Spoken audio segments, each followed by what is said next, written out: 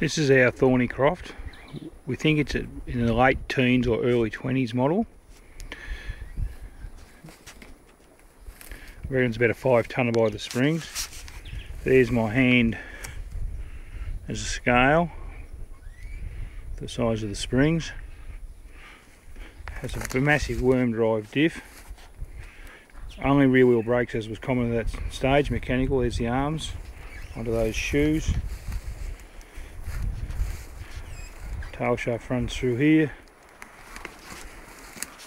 up to here. Motor sits in a subframe on these tabs here at the rear.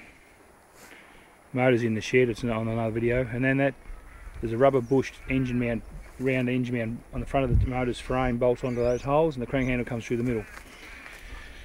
There's the left rear wheel.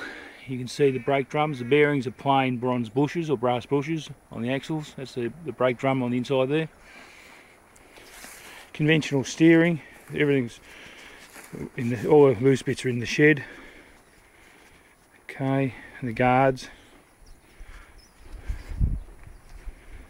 The most unusual thing about it, we think it might have been, you know, a colonial or military model. The right hand wheel, this is the right hand wheel, and it has a capsten winch. The half shaft comes through and sits here, and the winch bolts on the outside. Sorry, the capsten drum, which is about 14 inches round, sits out of here. There's drive pins go through this and this hole, and there's a sleeve, a cover plate bolts on these other holes here that comes over this disc and just holds that disc in place and lets it rotate freely. This disc where my hand is, that's green.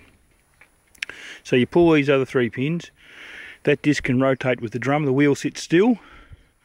If you're stationary, you'd apply your rear hand brake, which is on the back wheels.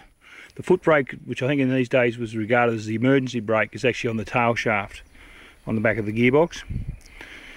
And this drum would rotate. I did make a model once using the same principle, and it would winch itself out via the capsten if you left the brakes and winch yourself along if you left the brakes off, but otherwise it sits still and the capsten runs at twice normal axle speed because it's driving through the diff.